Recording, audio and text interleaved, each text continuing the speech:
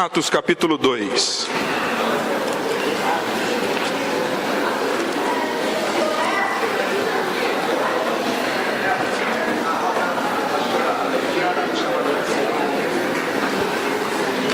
Tá certo. Atos 2, a partir do verso 42. Diana, depois você prepara aí João 5, 29, Lucas 5, 29 e 30, tá? Deixa na ponta. Mas vamos lá para Atos 2, a partir do verso 42. Pelo tempo eu não vou poder esperar muito vocês, tá bom, filhos?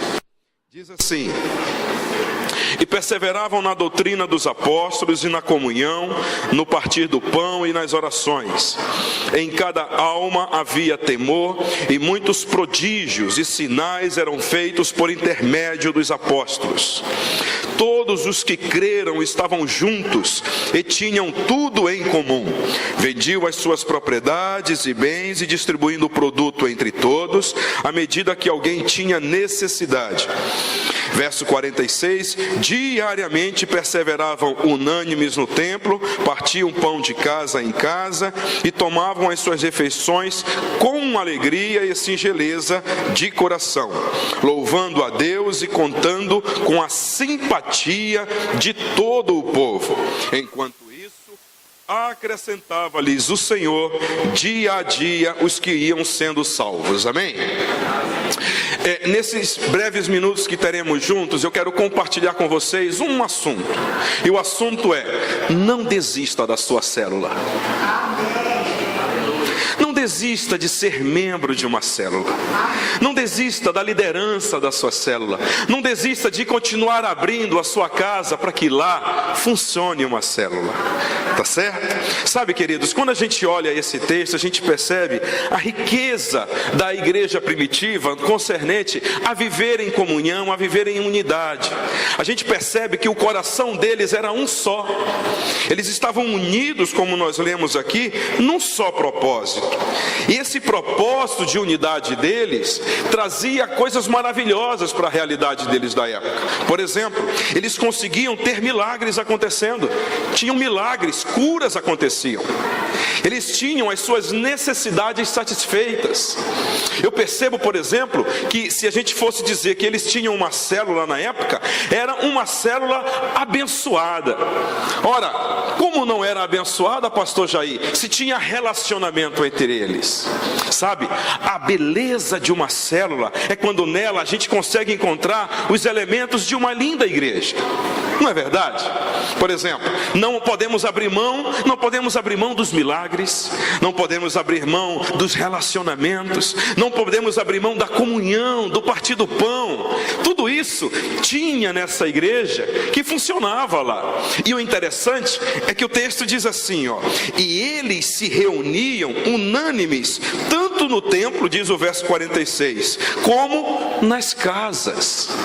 Então tinha todo um ambiente favorável para esse relacionamento. E isso era possível porque eles estavam decididos, determinados a usufruir disso. Agora, uma coisa me chama a atenção. É que na célula que eu e você frequentamos, nem tudo é mar de rosas, não é verdade? E tem coisas que acontecem na nossa célula que às vezes nos fazem querer abrir mão, nos fazem querer desistir. Por exemplo, a gente observa alguns irmãos reclamando e dizendo: pastor, eu desisti de frequentar uma célula.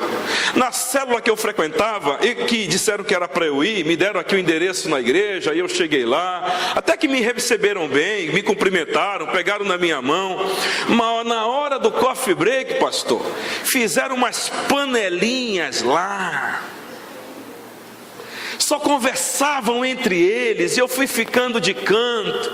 Eu até que fui uma vez, 2 vezes, mas quando eu percebi que já tinha até esquecido de mim, eu desisti da célula.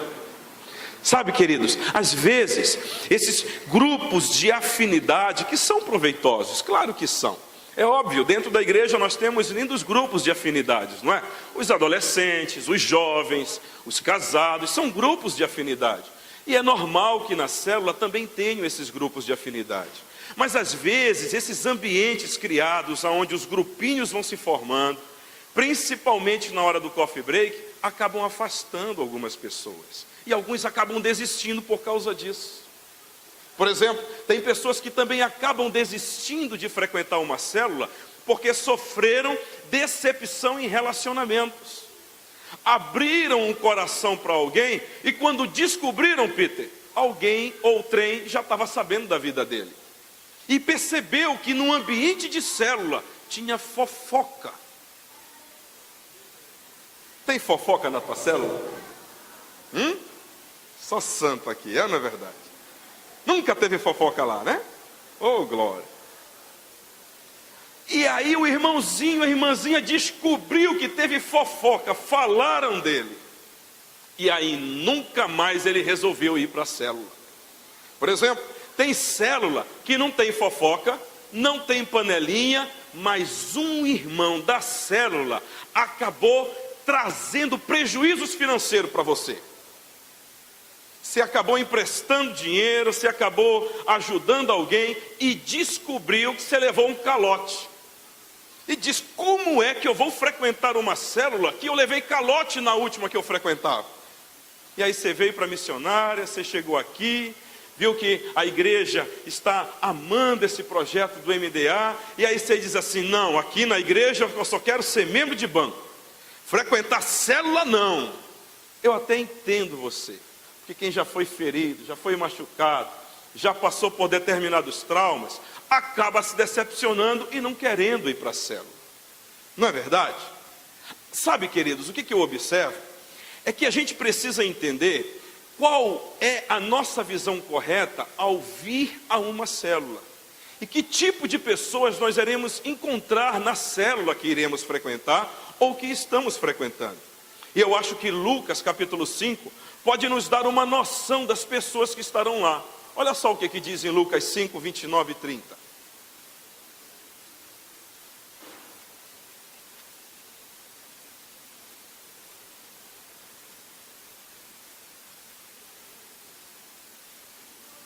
Lucas capítulo 5. Já? Ótimo.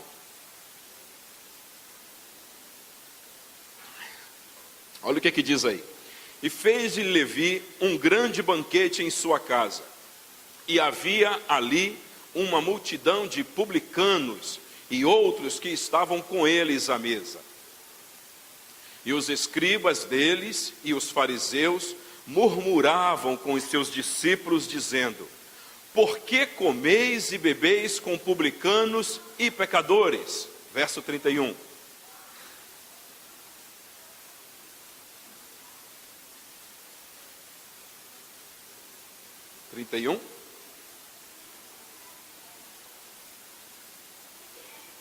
Diz assim o verso 31.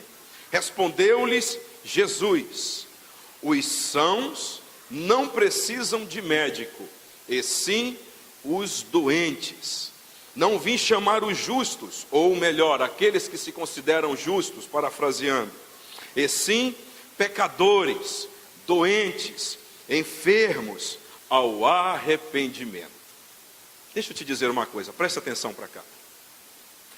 Assim como a congregação dos justos, ou melhor, a nossa igreja e tantas outras que existem no Brasil e no mundo, Jesus as via como um hospital. Afinal de contas, ele disse que ele era um médico.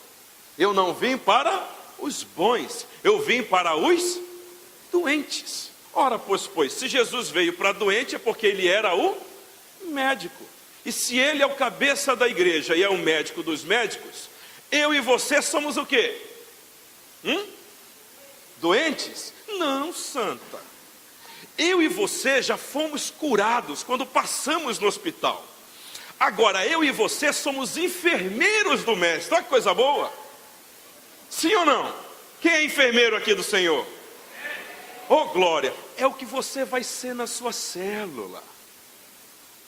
Você, líder de célula, anfitrião, membro de uma célula firme em Jesus, lá você é enfermeiro do céu, enfermeiro de Jesus. Agora, se a minha célula também é um hospital, o que vai para esse hospital, gente? Vai doente para o hospital. E tem muita gente com o vírus da fofoca. Tem muita gente contaminada com o vírus da soberba. Tem muita gente contaminada com o vírus do orgulho, do egoísmo. Tem muita gente contaminada com o vírus da mentira. Sim ou não? E essa turma vai para onde? Vai para a tua célula, santo. Vai sentar do teu lado. Vai arrotar a Bíblia, mas na prática não vai estar fazendo. Você vai se escandalizar por causa disso? Não vai, santo. Por que você não vai? Porque lá é o hospital. Você entendeu? Agora preste atenção.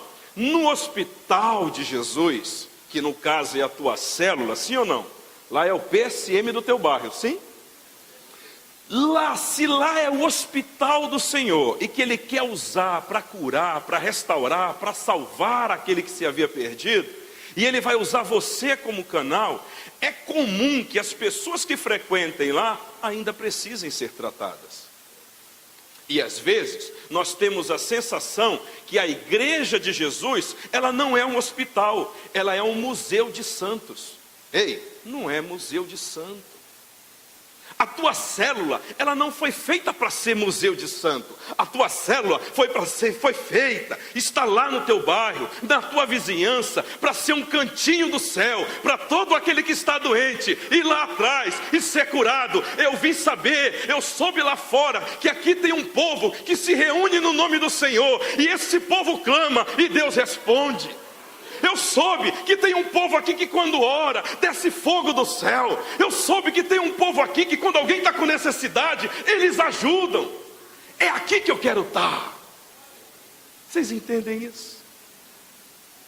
Não desista de frequentar uma célula. É normal nós querermos que a nossa casa, é normal nós querermos que os ambientes que frequentamos sejam os mais perfeitos possíveis. Sejam os melhores possíveis. É normal gerarmos uma expectativa no líder, no anfitrião da célula, o melhor líder e o melhor anfitrião, não é verdade? Tem gente que pensa assim: eu não frequento mais a célula porque o meu líder, ele é devagar. Já ouviram essa expressão aí? Meu líder é devagar. Meu líder é fraco. Meu líder, ele é muito egoísta. O meu líder, ele não dá liberdade para a gente falar. O meu líder, ele não dá liberdade para que a gente cresça. Oh, querido, deixa eu te dizer uma coisa. Talvez o teu líder ainda esteja no outro andar do hospital. De repente, no teu andar, ele é enfermeiro, mas no andar de cima, ele ainda está sendo tratado.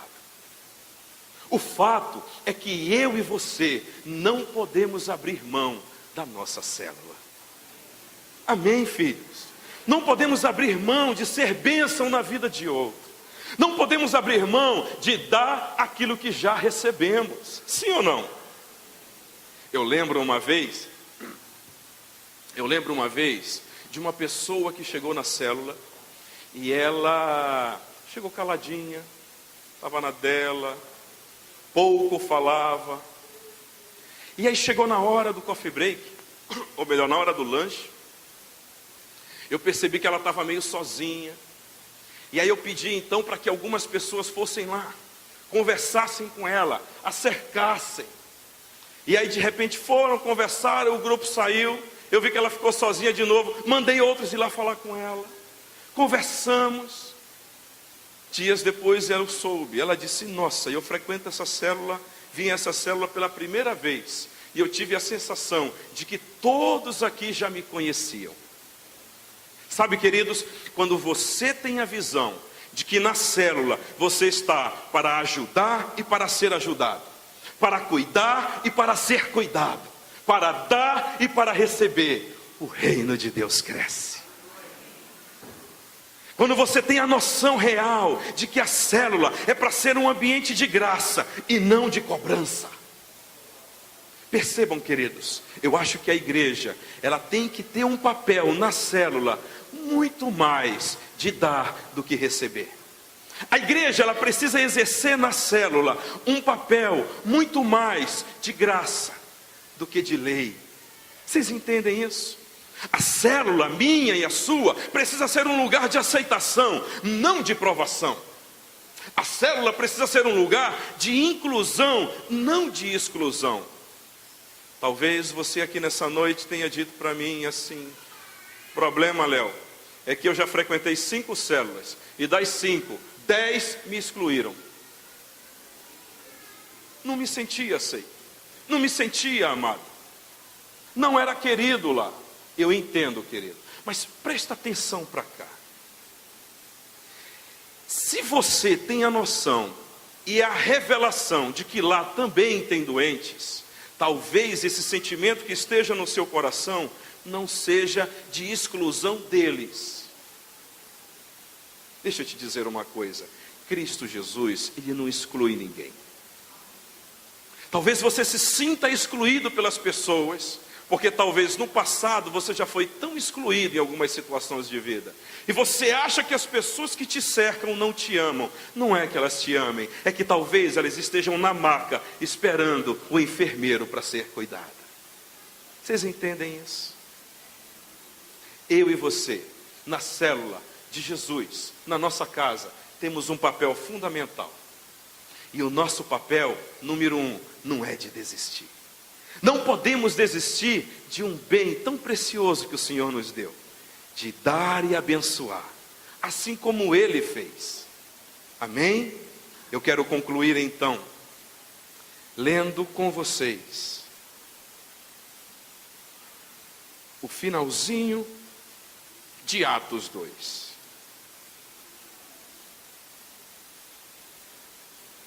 Que diz assim: louvando a Deus e contando com a simpatia de todo o povo. Enquanto isso, acrescentava-lhes o Senhor dia a dia os que iam sendo salvos. Gente, presta atenção para cá. Quem é que acrescentava? Fala para o teu vizinho: é o Senhor. Olha, existem alguns hospitais no Brasil que a gente chama como hospitais de referência. Por exemplo, tem crianças que são tratadas no hospital Sara Kubitschek, que é referência no tratamento infantil. Tem hospitais que são referências no tratamento de câncer, referências no tratamento de crianças que vieram com deficiências físicas, não é verdade? Tem, por exemplo, hospitais que são referências no tratamento da psicanálise.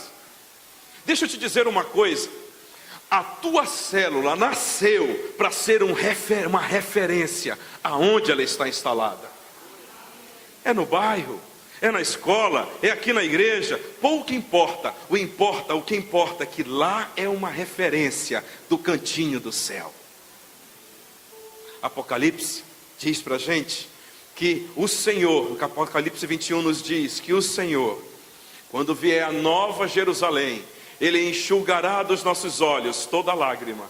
Não haverá mais dor, nem doença, nem enfermidade. É essa a promessa dele para nós. Mas enquanto eu e você estivermos aqui, filho, deixa eu te dizer, vai ter muito doente, que precisam ser alimentados, que precisam ser cuidados, que precisam de medicações.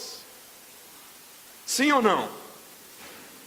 Quem vai cuidar dessas pessoas? Existem 2 grupos de pessoas aqui nessa igreja hoje. Aqueles que precisam passar por áreas do hospital. E talvez todos nós ainda precisamos ser tratados pelo Senhor em alguma área. Mas aqueles que já receberam o chamado de serem enfermeiros de excelência, de auxiliarem o médico dos médicos, porque Ele já te deu o talento para isso. E talvez você já foi curado e quer sair do hospital. Deixa eu te dizer uma coisa: enquanto você estiver nessa terra, você nunca vai sair do hospital. Vou repetir: enquanto você estiver nessa terra, você nunca vai sair do hospital de Jesus. Pastor, quer dizer que eu sempre vou ficar doente? Não, quer dizer que você vai ser um enfermeiro dele, para cuidar daqueles que Ele mandar para você. Fique em pé em nome de Jesus.